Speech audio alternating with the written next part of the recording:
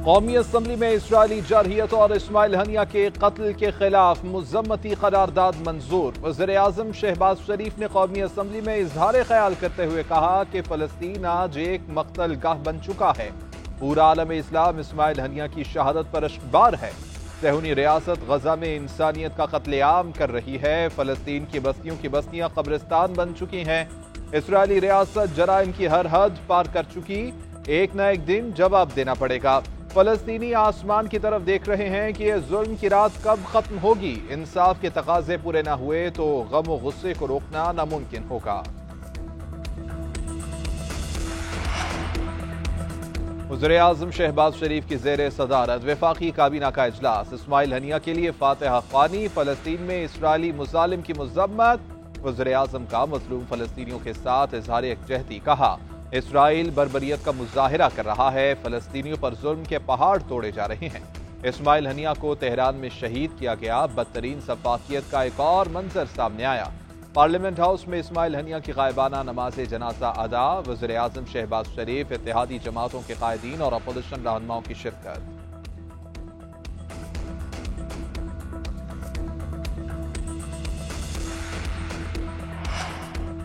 करारदादों से फलस्तीन कभी आजाद नहीं होगा। इसराइली बर्बरियत के हवाले से मुस्लिम दुनिया को कुछ करना पड़ेगा। बैरिस्टर गौहर का कौमी असम्बली में इजहार ख्याल। बोले कि मुस्लिम दुनिया अपनी कोशिश के जरिए सीज फायर नहीं करा सकी।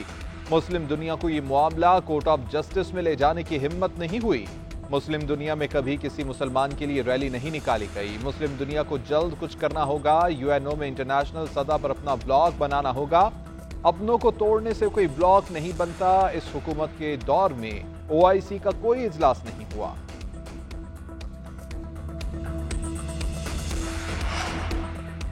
इंसानी हकूक के दावेदार मुल्क इसराइल की पुश्त पर खड़े हुए हैं। गजा में स्कूलों पर बमबारी करके बच्चों को शहीद किया जा रहा है। राजा परवेज अशरफ ने कहा कि इसराइल फलस्तीन में खून की नदियां बहा रहा है।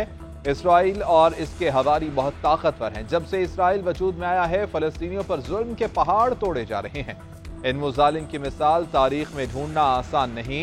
इस्माइल हनिया के कत्ल की जितनी भी मुज़म्मत की जाए कम है। जब तक हम मुआशी तौर पर ताकतवर नहीं होते, कुछ कर नहीं सकते।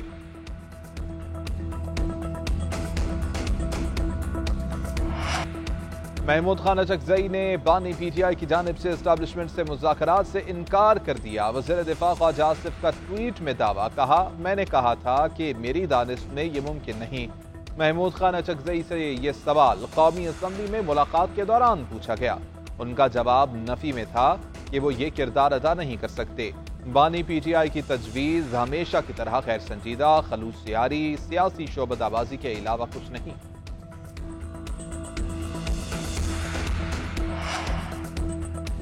पीक एक्ट में गिरफ्तार PTI media coordinator Ahmad Janjua को जमानत मिल गई। इंसदाद दहशतगर्दी अदालत का 50,000 के मचलके जमा कराने का हुक्म। पीक एक्ट के तहत पीटीआई तर्जुमान रऊफ हसन की जमानत का तहरीरी हुक्मनामा जारी। अदालत ने करार दिया कि रऊफ हसन और दीगर मुल्जिमान के खिलाफ ठोस शवाहिद के बगैर आमनोयत के इल्जामात हैं। रऊफ हसन के खिलाफ प्रोसिक्यूशन को अभी इल्जामात साबित करने और सबूत दरकार हैं।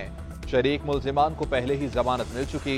रऊफ हसन और दीगर की जमानत मंजूर की जाती है। उधर बारूदी मवाद बरामदगी केस में रऊफ हसन एक रोजा रिमांड पर सीडीडी के हवाले। इंसदाद दहशतगर्दी अदालत ने महफूज फैसला सुना दिया।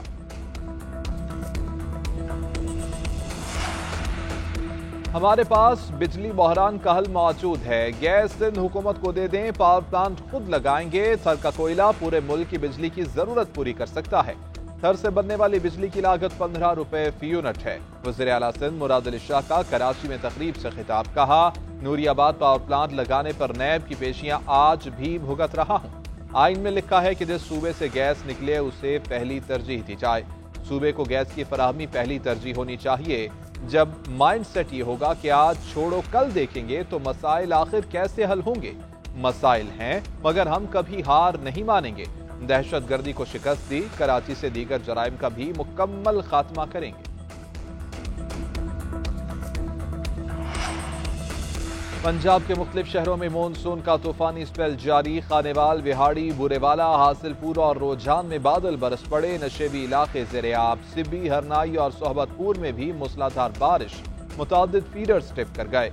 कराची में कहीं हल्की कहीं तेज बारिश। बलोचिस्तान में 6 अगस्त तक बारिश का इम्कान। गैर मामूली बारिशों का सिलसिला 15 अगस्त तक जारी रहेगा। राजनपुर में तेज बारिशों के बायस 6 अगस्त तक नदी नालों में तुग़यानी का खदशा। NDMA और PDMA ने अलर्ट जारी कर दिया। नदी नालों के रास्तों में आबाद शहरियों को महफूज मकामात पर मुंतकिल होने की हिदायत।